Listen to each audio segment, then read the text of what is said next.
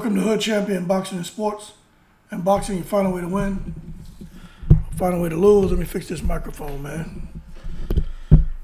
Man, how y'all doing, huh? Listen, I've been thinking a lot about what happened with Terrence Crawford and Errol Spence. And there's so much to talk about. I touched base on some of it during a live today when I went walking. I walked for like, I don't know, what was it like, man, almost an hour and 20 minutes or something. But the bottom line is, congrats to Terrence Crawford. Also for Errol Spence, I got to say congrats to him for going forward with a fight that I personally think he didn't want to go forward with. But Errol Spence said a couple things, right? Now, this video is about that scar tissue. But Errol Spence said something. If you were paying attention, right, and not so caught up in the fact that that he got beat down the way he did, but if you were listening to what was being said during fight week and how much he complained about getting down to 147.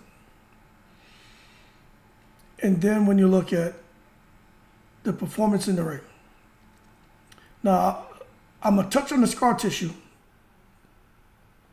Now let me just break down this other piece first, because man, I'm old. I mean, I'm 48, but man, if I don't talk about something else on my mind, I'll forget. So let me just talk about this. And then we're going to get into the scar tissue. Do you guys remember when Mauricio Suleiman came out and he was talking about Errol Spence defending his WBC strap against Keith Thurman at 154 pounds, right? Now, what they were trying to do is, which none of us agreed with, because we were like, what the hell? WBC is creating their own rules. And the reason there was so much attention on this Keith Thurman and Errol Spence potential matchup is because everyone wanted to see Spence fight Crawford. But the Spence and Crawford fans are like the Bloods and Crips, like my boy Mills says. And you couldn't make a Spence fan understand anything that was going on in regards to Crawford. You can make a Crawford fan understand anything that was going on with Spence and why Spence wasn't fighting Crawford, right? But Suleiman ultimately was trying to make that fight, Spence-Thurman 154, and possibly for the 147-pound mandatory position Thurman was in, but either the belt was or was not going to be on the line. None of that made sense. And that's why I was talking about the secret society being involved and how it seems that these sanctioned bodies do what they want. People, if the fly on the wall could talk, then we know why certain decisions were being made. But anyway, when you think about that, 154 pounds and trying to check the box for the mandatory position Thurman was in and also for that title, right? Remember, 154 is all they kept talking about. That tells me that Spence did not, first he didn't want to fight Keith Thurman, but he did not want to fight Keith Thurman at 147 because Errol Spence knows his body, and he knew for him to get down to 147, what he has to put himself through, and he's not in the optimal shape and condition for any fight at 147. Somehow, when Errol Spence got down to 147, he was able to do it. He's done it on his own before, but he was never at his best, yet he was able to dominate his opponents. And I think that affected us as the boxing fans so much to the point to where we're like, hey, for someone who is only at, let's say, 40-50% at 147, he sure as hell is dominating these guys who are exceptional athletes. So that made us believe that if Errol Spence was to lose to Crawford, can't use weight as an excuse, because weight had nothing to do with him winning, right? So don't let it have anything to do with him losing. So now you come to the Terence Crawford fight week, right? And one thing Spence talked a lot about. That whole week, I even did a video on it. Sometimes people think, let me see something. Yeah, I'd have to add it on there. Some people think that, we make stuff up over here as we go along, but I'm going to play for you what I said, because I noticed it. I noticed when Spence was talking about it. Here it goes right here, right? Listen to what I said about ERROL Spence and Terence Crawford, because I predicted Terence Crawford would knock him out before round, no later than round 8. Now listen to this. Welcome to Hood Champion Boxing and Sports. In boxing, you find a way to win or you find a way to lose. Crawford and Spence is a 50-50 fight. I've done multiple videos. I want to make sure that I'm crystal clear and emphatically state that Crawford and Spence, it's a 50-50. This to me is Pacquiao Marquez. You got the aggressive guy, high volume, and then you got the other guy who's a very clever master counter puncher.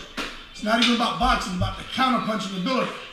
ERROL Spence is going to bring it. Volume, stamina. He's going to let his hands go. He's going to create openings. Crawford's going to exploit.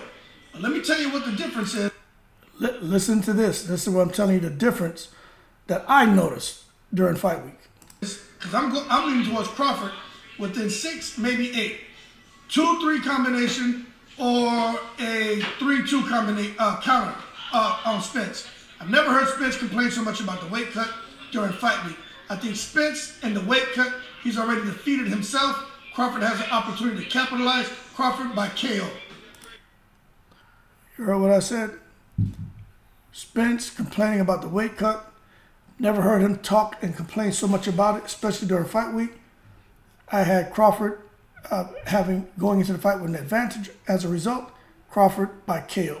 And that's exactly what happened. Now, let's talk about the fight, right? So Spence complaining about the weight. I think when he talked to Al Heyman, if I listen to ERROL Spence, because he mentioned Al Heyman's name, I think that's just something that Al Heyman may have convinced him to take the fight at 147. For the undisputed distinction, ERROL Spence did his best. But when you look at this, right, someone has to help me understand. Let me move this out the way real quick. Let me move this out the way. Help me understand how in the world did ERROL Spence's face get so bloody and swollen and damaged so quickly? Now, let me see if I can make this a little bit bigger for y'all so y'all can see it. Okay, hold on a second. This is the thing. Look at this, right? Now, I understand Terence Crawford. Terence Crawford can crack. Terence Crawford hits hard. But did anyone else stop for a second and think and wonder what is wrong with ERROL Spence's face? How come he's he's cutting so easy? He's swelling up so easily. What is it that's going on? It was like I've said in live and a couple of other shorts. It's like I was watching Margarito against Miguel Cotto. The way round after round, Cotto's face was just changing in front of us. Now, I'm going to tell y'all something, right? I personally think that Crawford, whether ERROL Spence had been in a car accident or not, I think Crawford beats ERROL Spence just because of the styles. That's why I said Crawford Spence is like Pacquiao Marquez. Marquez, the master counterpuncher, and we all saw in those fights what Marquez was able to do, and especially in that 4th fight when he was able to knock Pacquiao with one punch. Marquez has always made Pacquiao miserable. It was a horrible fight for Pacquiao stylistically because styles make fights, and Marquez just had the kind of style that would always give Pacquiao a hard time. And it's like styles make fights, Tyson Fury and Deontay Wilder. But let me explain something to you. You see, when it comes to scar tissue, and Errol Spence has a lot of scar tissue. You know, remember, whether he was in a car accident or not, I think Crawford beats him, but Errol Spence has a lot of scar tissue. Now, when scar tissue forms around an injury site, it is never as strong as the tissue it replaces. It also has a tendency to contract and deform the surrounding tissues.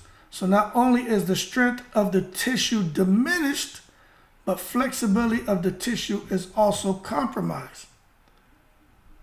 It's never as strong as the tissue it replaces. There's always a risk of getting an internal scar tissue after an injury. Now let me tell you something. For Errol Spence, let me fix all this back now. Now that we just explained that to you, right? And you understand Errol Spence and what Errol Spence has gone through with that scar tissue. Is anyone here willing to try to argue with me or have a conversation and say that the fact that his face was swelling up the way it did, that car accident and that scar tissue had nothing to do with it? Let's be real. The scar tissue isn't as strong as the original tissue. And every time Terence Crawford was hitting him, counters, hitting him with shots he didn't see, he was just basically beating on a lot of scar tissue. And as a result, the scar tissue, the strength of it being diminished, flexibility being compromised, Crawford was just able to basically, man, just start to change the appearance of Errol Spence physically. Now, we have seen Errol Spence get touched up in a couple other fights. Danny Garcia touched him up a little bit. Sean Porter touched him up a little bit.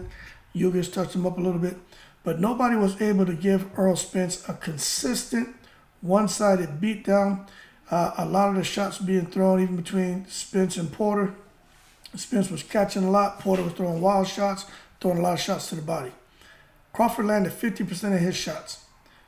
I should have pulled those numbers up, but I'm going to tell you, majority of those shots Crawford hit Spence with were all shots to his face and head. He hit him to the body too with some violent body shots, but for the most part, it was a concentrated attack on Errol Spence's face, because Errol Spence was leaning forward, overextending, and his face, he was wide open. So I definitely believe that Crawford already being super heavy-handed, super quick, long arms, so he gets full leverage on his shots. I just think that did not help. Errol Spence having all that scar tissue, it did not help at all, man. And I don't care what you say, because remember, you got to remember that scar tissue, it just basically refers to the thick, fibrous tissues that take the place of the healthy ones that have been damaged. And we know the healthy tissue that Errol Spence had, for the most part, on a lot of portions of his body that had been destroyed from the significant injuries that resulted from his car accident. Okay, now that's just being real. So did the scar tissue affect Errol Spence and the Terence Crawford fight? Absolutely. Absolutely, man. No doubt about that. Not face just don't swell up like that. Errol Spence hasn't shown in his fights to be a sweller. You know what I mean?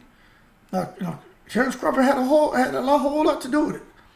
But I do believe that car accident, the damage he went through. Y'all got to remember, man, no matter whether you like Crawford or you hate Spence, or you like Spence, you hate Crawford, let's try to set the emotion aside and just be very real and be fair.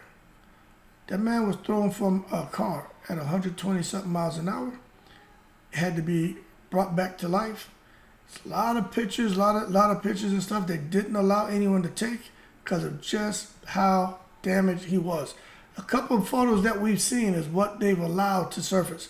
They didn't let you see what he looked like immediately after that car accident. They didn't let you see just how small he became. You see, there's a lot that we don't know. For the most part, a lot of us, we just heard he was in a car accident, then boom, he's fighting Danny Garcia. But that being said, I don't think Errol Spence should go into a rematch with Crawford. I don't think Errol Spence should probably continue fighting. Okay, it's not worth it. It's not worth it. And he definitely shouldn't be thinking about no damn 147. And 154 may be a stretch. If the man had to drop 30 pounds, I know people used to sit, some people sit there, man, want to say, hurtful things towards me. It doesn't faze me at all, but I read the comments because I always say, Errol Spence is coming down from 400 pounds, 250 pounds. Look, Errol Spence comes down from damn near 200 pounds to make 147. That's not healthy. Look, I'm going to tell you, when I used to get ready for whether it was a fight or a smoker on the base, I used to cut down from like 205 to 160, man. All muscle and running and eating tuna fish sandwich cut down to 160. And I used to fight at that. And I remember my coach was like, we need to get you down to 154. And I remember thinking, how? You know what I'm saying? So to think Errol Spence is coming down from 190 to 147. And he focused, for the most part, this whole training camp was just on getting his weight down. Not good. Not good, man. Not to go in there with a guy like Terrence Crawford. Not good. Who stays in the gym. So that being said, everyone out here wanted to say horrible things about Errol Spence. And, the guy talking about, the one idiot out there on Twitter who was like, what caused more damage? I don't even think I want to show y'all that. Oh, I wonder what caused more damage to Errol Spence, Terrence Crawford, or the Ferrari. I just don't think it's good. I think when you look at that fight, no matter if you're rooting for Crawford or not, at some point, if you have anything in your heart, you're saying, okay, this needs to stop. Because what I felt like I was watching was a man get beat to death in front of me. I'm serious. Let me tell you, man, the way I grew up and where we used to be at, whether we were working at Taco Bell in these areas or out there hanging out with friends, and we were all the places you ain't supposed to be at. And I've seen people get jumped, get stomped out, man. We call something we have out there called in the West Coast called Kirby's. I've seen some stuff happen to people, and when they're basically getting the life beat out of them, and you want to stop it. Somebody has to stop it, and sometimes it don't get stopped because it turns into like a feeding frenzy when emotions get that high and people start getting real stupid. But to see someone like that getting beat like that, and me at my age, I don't want to see that. I don't want to see that. And that was sad, watching Errol Spence get beat like that. That right there pulled on my heart. I ain't gonna lie, man. The bottom line is, the scar tissue, his face, it showed up, and that did affect the fight. That's why his face looked like that, people. Terrence Crawford had everything to do with it, but that scar tissue and the previous damage he had and that weak tissue and the tissue that's been compromised, that damage showed up in the fight. And it could have showed up in other fights too if guys were able to have to sustain a consistent and successful attack on Errol Spence, but they weren't able to do it.